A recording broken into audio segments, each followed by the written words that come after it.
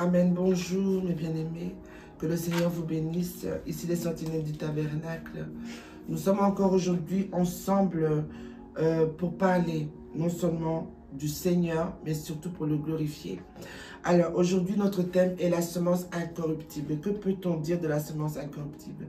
Pouvons-nous prendre nos Bibles dans Acte 2, verset 31. Acte 2, verset 31. Il est bon souvent d'avoir sa Bible avec soi parce qu'on ne peut pas porter des éléments sans avoir ce livre de vie qui est à nos côtés. Alors, Acte 2, verset 31, pardon, qui nous dit « La résurrection du Christ qu'il a prévue et annoncée en disant qu'il ne serait pas abandonné dans le séjour des morts et que sa chair ne verrait pas la corruption. » Ça, c'est ce que nous trouvons dans Acte 2, verset 31. Et si nous allons dans Pierre 16, verset 10, il nous est dit ceci. « Car tu ne livreras pas mon âme au séjour des morts.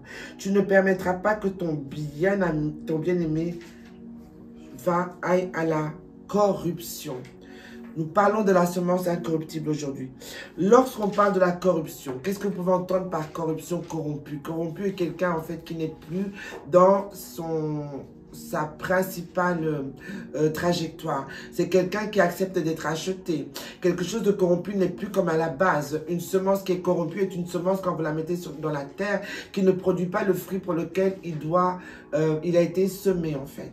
Donc, il commence à produire un fruit différent, bien tordu. C'est de ça qu'on parle de la corruption. La corruption, c'est quoi aussi? La corruption, c'est des gouvernements corrompus, c'est-à-dire des gouvernements qui ont promis de faire quelque chose et qui maintenant vont faire autre chose parce qu'ils sont corrompus à cause de l'argent, soit de voler le peuple. C'est ça aussi la corruption. Lorsqu'on parle de la corruption, ce n'est pas quelque chose qu'on peut associer à Jésus-Christ. Parce que même quand Jésus-Christ est venu dans la chair, il n'a pas été corrompu. Il a refusé la corruption.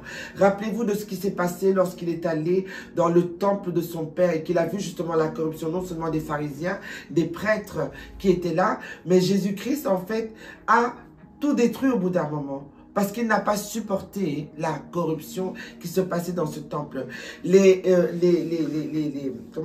pharisiens acceptaient l'argent de ces commerçants pour pouvoir vendre là.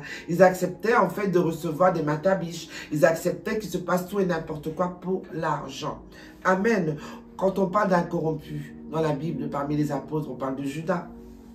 Judas a été corrompu pour de l'argent. Il a vendu le maître pour de l'argent. Donc, parlant de la semence non corruptible, nous savons que lorsque nous parlons de corruption, ce n'est pas compatible avec Jésus-Christ. Ce n'est pas compatible avec sa parole. Ce n'est pas compatible avec ses enfants. La chair, par contre, est dans la corruption. Et malgré la tentation du diable, Jésus-Christ n'est pas rentré dans la corruption. Pourtant, il était en souffrance parce que nous savons qu'il est allé pendant 40 jours dans le désert. Donc, il nous a appris à ne pas être corrompu. Il a parlé à ses apôtres. C'est pour cela qu'on dit que vraiment Judas était le fils du diable, parce que tu vois des miracles autour de toi. Tu vois qu'un homme est occupé à nourrir des foules en n'ayant que 5 pains, je crois, et 2 poissons. Et ça se multiplie. Tu vois tout ça, tu vois l'acte de l'esprit. Mais tu préfères quand même rester dans la corruption. Pourquoi? Parce que tu es le fils du diable. Alléluia. La réponse nous a été donnée dans le verset de Pierre 16 au verset 32 qui nous dit: qui est cette corruption, non-corruption? Qui est cette semence incorruptible? Nous savons que c'est ce Jésus que Dieu a ressuscité des morts. Nous savons que nous ne sommes pas, et nous avons été tous témoins de cela, dit l'apôtre Pierre. Et lorsque nous allons plus loin, on sait que Jésus n'étant pas comme le premier Adam, Jésus est le deuxième Adam. Jésus n'étant pas comme le premier Adam a été corrompu alors qu'il avait été créé parfait, alors qu'il avait été créé à l'image de Dieu, alors qu'il avait été créé pour ne jamais travailler. Mais il a été corrompu par le diable à cause de la femme qui... Parce que quelque part, quand vous regardez, c'est de la faute d'Adam. Il devait instruire sa femme exactement sur ce que Dieu lui avait donné. Et là, il ne l'a pas fait. Il ne l'a pas fait. Il a peut-être donné quelques renseignements, mais il n'a pas tout donné. Ce qui fait qu'il est devenu corrompu. Le premier Adam a été corrompu. Il a failli quant à sa mission. Jésus, bien qu'étant le deuxième Adam, n'a pas failli comme le premier, parce qu'il a aussi été tenté par le serpent. Il a aussi été tenté dans le désert par le diable, mais n'a pas failli. Pourquoi? Jésus était dans l'infini. Mais Dieu nous montre ici par le premier Adam, l'homme qui a été fait à sa ressemblance. Mais il nous montre aussi par son Fils qui a été fait à sa ressemblance dans l'esprit. Nous le savons tous, le premier Adam a été créé parfait. Personne ne peut dire qu'il était imparfait. Mais contrairement à Jésus, Dieu a soufflé la vie dans ce Adam. Tandis que Jésus était le souffle de Dieu. Jésus étant le souffle de Dieu, il était dans la perfection, incorruptible. Vous voyez la différence entre l'un et l'autre?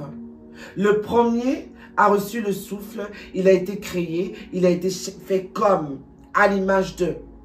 Mais Jésus-Christ était la parole. Il était la parole incorruptible. Il était la parole qui était au commencement. Il était la parole qui était Dieu. Rien n'a été fait sans elle, tout a été fait par elle et avec elle. Incorruptible. Alléluia. Jésus-Christ, lui, était la vie. Parce qu'on dit toujours, il est la vie, il est la vérité, le chemin à la vie. Amen. La vie que tout homme né de nouveau est censé avoir. Nous ne sommes pas nés de la volonté de la chair, nous sommes nés de la volonté de l'esprit. Donc, nous avons le côté corruptible qui est notre chair et nous avons le côté incorruptible qui est l'esprit. Alors, qu'est-ce que tu choisis? N'oubliez pas que nous sommes d'abord esprit avant d'être charnel. Ce qui veut dire quoi? Ce qui veut dire que tu es censé être incorruptible, tu es censé te soumettre à l'esprit, tu es censé animer ton esprit. Tu es censé connaître les vérités en fait qui émanent de l'esprit. Et soumettre maintenant la chair, parce que l'âme qui est attachée à ta chair doit maintenant être corrigée par l'esprit, d'être animée par l'esprit pour pouvoir soumettre la chair. Mais qu'est-ce qui se passe? Il se passe que nous ne prions pas assez. Nous n'arrosons pas assez cette parole qui est cette semence incorruptible. Nous n'arrosons pas cette semence qui était mise en nous. Alors qu'est-ce qui se passe? Nous rentrons dans la corruption. Nous acceptons ce que le Dieu du monde nous dit. Nous acceptons parfois de nous dire que oh, c'est pas trop grave. On parle même de petits péchés mignons. Parce que nous acceptons la semence corruptible en nous, qui n'est pas la semence incorruptible qui est semée par l'esprit en nous. Nous sommes d'abord esprit, et puis nous sommes âme, et puis nous sommes chair. Amen. Amen. Dieu a fait de nous des êtres merveilleux. Il a semé en nous une semence, une graine. Vous voyez une semence quand vous la mettez sur la terre. Vous la mettez profondément. Il a semé ça dans la chair. Il a semé ça ici, cette graine. Nous sommes nés dans l'éternité. Nous avons été semés dans l'éternité. Nous étions des semences qui étaient dans l'éternité, dans Jésus-Christ. Alléluia. Nous étions déjà en lui, ce qui fait que nous sommes peut-être sur cette terre. Mais nous ne sommes pas de cette terre. Nous sommes peut-être, nous marchons partout, mais nous ne sommes pas de cette terre. Nous sommes éternels. Si et seulement nous acceptons de marcher selon la non-corruption qui a été mise en nous. Amen. Alléluia. Car Jésus nous a engendrés en nous régénérant par sa semence. Nous avons été corruptibles. Il est venu. À ceux qui l'ont accepté, nous sommes morts avec lui. Nous sommes venus à la vie. Nous avons été engendrés à ce moment-là, alors qu'il nous a donné son esprit, avec une semence incorruptible. Nous devons le croire, nous devons nous en souvenir. Chaque fois que l'ennemi vient parler à nos âmes, parler à notre chair, essayer de corrompre l'esprit, rappelons-nous que notre esprit n'est pas un esprit de corruption. C'est un esprit qui a été semé par une semence incorruptible, qui est la parole de Dieu, qui est Jésus-Christ lui-même. Nous sommes puissants si nous avons conscience de cette semence en nous. Car l'image de la personne de Jésus-Christ est en nous à cause de cette semence incorruptible. Nous devons marcher comme la Bible ne nous dit-elle pas que nous marchions à la suite de Jésus-Christ. La Bible ne nous dit-elle pas de prendre la croix avec lui et le suivre. Prenons cette croix avec lui. Nous avons la force de le faire. Pourquoi? Parce que nous avons cette semence en nous. Nous avons cette semence incorruptible. Nous sommes sûrs de nous sommes puissants. Nous savons que nous pouvons dire à cet arbre, tombe, il tombe. Parce que la semence qui est en nous est tellement une puissance qui dépasse toute chose. Elle est éternelle, elle est puissance. Elle est pouvoir. Parce qu'il nous a donné le pouvoir à cause de cette semence. Amen, alléluia. J'espère que vous me suivez, mes bien-aimés. Hein? Il y a une place qui nous dit dans la Bible, Christ en moi, l'espérance de la gloire. La semence de Christ en moi, l'espérance de la gloire. La semence incorruptible en moi, l'espérance de la gloire. Amen. Parlez-vous, prophétisez pour vous. Rappelez-vous que cette semence vit éternellement en vous. Amen. Cette chair mourra, mais cette semence sera éternelle. Amen. La semence du premier Adam est une semence qui, à la moisson, produit la chair. La chair qui meurt. On est d'accord? La semence du premier Adam. Une chair qui meurt, c'est une chair corruptible. On est d'accord? Une semence qui meurt, c'est une semence corruptible. Donc, suite au péché que cette chair a engendré, nous savons que la mort a été donnée à l'homme. L'homme est devenu corruptible. D'où nous avons eu besoin du deuxième Adam, qui lui était Christ. Il a moissonné en nous cette semence incorruptible, cette semence divine, éternelle, ce qui fait que nous sommes christiques. Nous sommes christiques. Tandis que ceux qui sont encore dans la corruption sont des adamiques. Ok? Quand vous entendez parler de la semence adamique, c'est la semence corruptible, la semence qui mourra, la semence qui ira, sans doute, nous le savons tous, dans les fleurs de feu. Nous parlons d'aujourd'hui. Mais tandis qu'on vous parlera de la semence christique, c'est la semence de la vie éternelle. C'est la semence qui ne se laisse pas corrompre. L'ennemi peut venir avec de l'or, des diamants et de l'argent. Cette semence restera égale à elle-même. Amen, alléluia. La semence de Christ est celle qui est née de nouveau. Et celle de ceux qui sont nés de nouveau, pardon. Elle reflète Jésus-Christ, sa vie, et elle grandit en nous. On met une graine dans le sol, d'accord? Elle est toute petite. Jésus-Christ met cette semence en vous. Vous êtes des bébés à la base. Vous commencez à grandir maintenant. Cette semence grandit. Elle est nourrie. À cause de quoi? Vos prières, la lecture, la révélation qui vous est donnée. Cette semence grandissant, vous grandissez. Ok? Elle grandit. Et nous savons qu'à ce moment-là, non seulement cette semence nous a été donnée, mais à ce moment-là, qu'est-ce que Jésus fait? Il nous a donné le Saint-Esprit, qui nous scelle avec lui en fait. Celui qui a le Saint-Esprit, cette semence, ce fruit qui a été donné à cause de Jésus-Christ et par Jésus-Christ, le Saint-Esprit maintenant arrose cette semence. Il arrose. Parce que tu vas et tu veux apprendre. D'accord? Donc le Saint-Esprit, quand tu pries, il agit. Quand tu demandes, il agit. Il arrose, il arrose, il arrose. Mais si tu restes statique, que tu ne bouges pas, que tu ne pries pas, que tu ne demandes pas, que tu ne cherches pas, la semence reste toute petite. Elle reste enfouie sur la terre.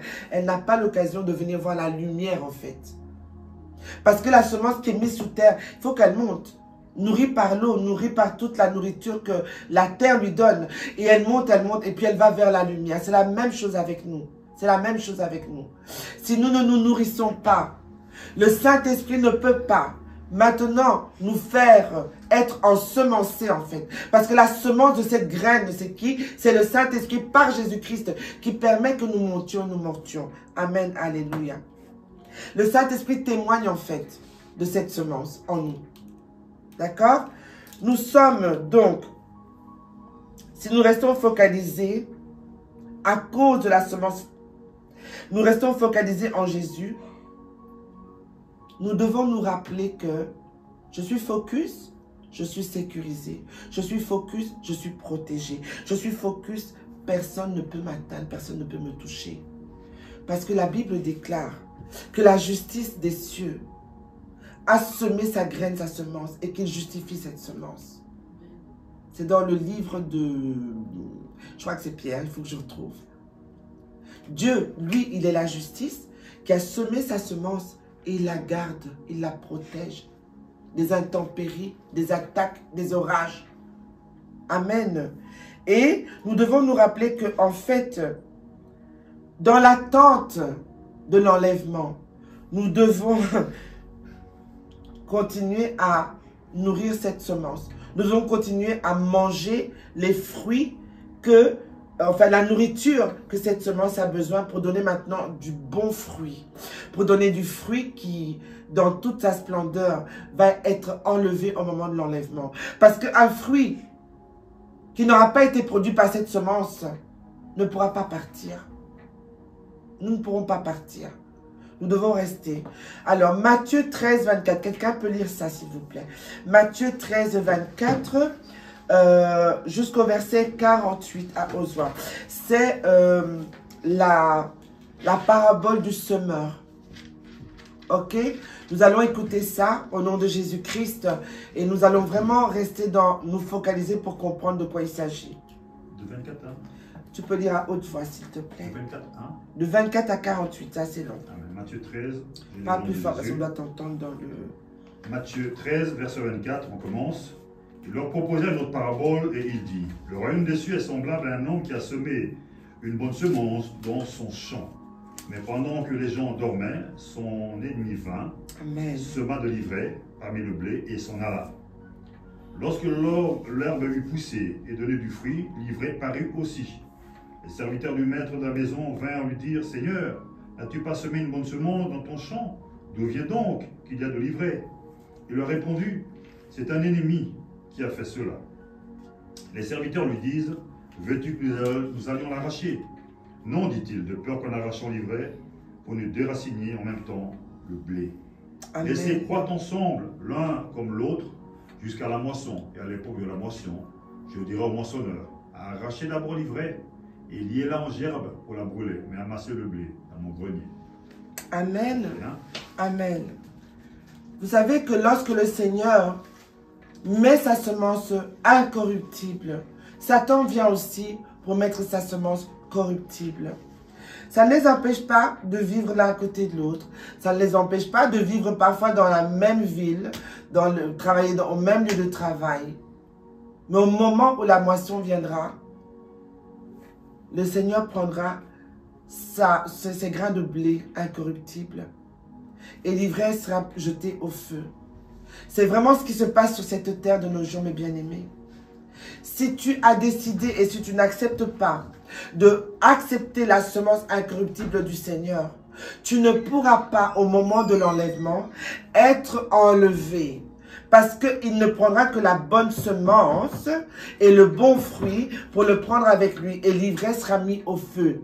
Rappelez-vous dans Apocalypse, certains iront dans les rivières de feu. Vous savez, la parole de Dieu ne change pas. Elle se retrouve toujours d'un moment à l'autre. Vous la retrouvez toujours. Amen, alléluia. Lorsque nous disons ça, nous savons que nous, hommes, portons aussi de la semence. Mais pour semer cette semence, quelle est la semence qui est plantée en nous? Posez-vous la question.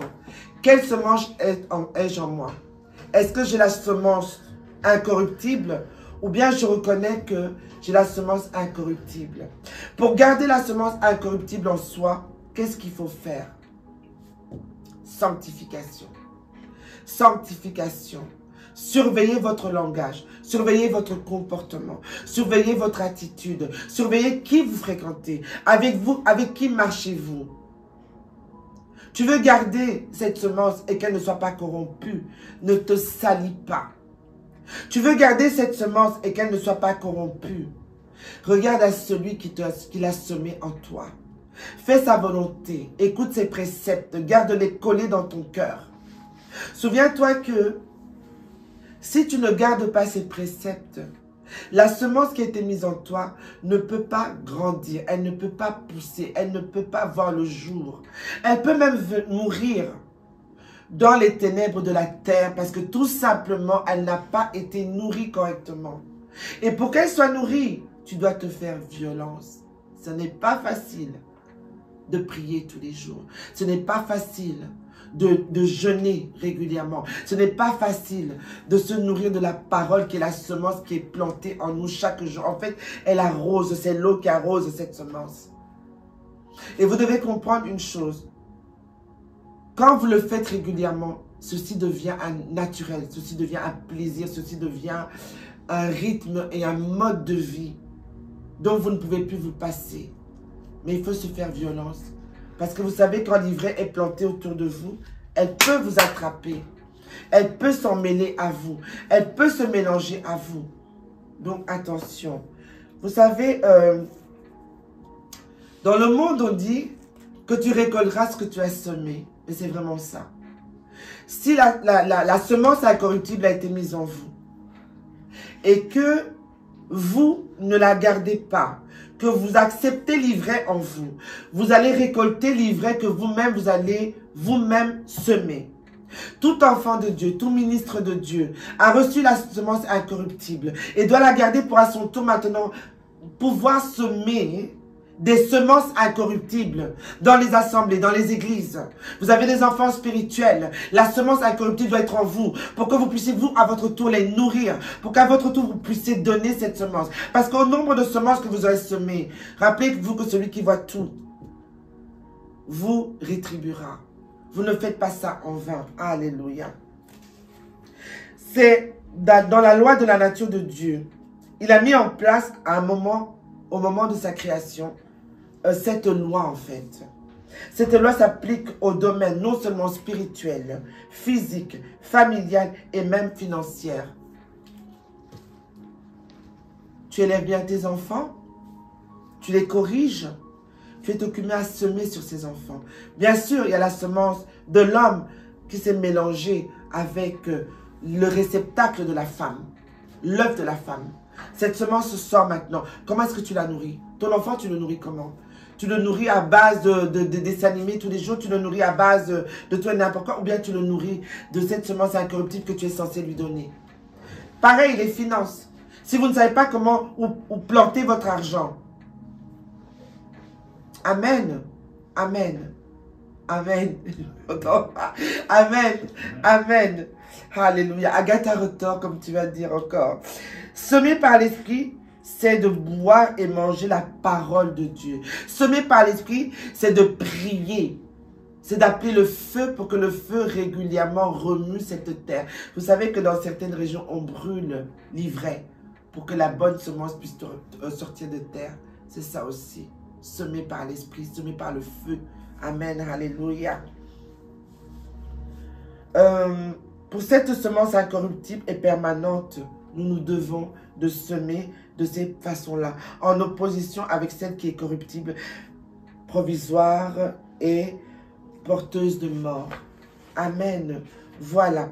J'espère que vous avez compris cette prédication qui nous remet tous en question.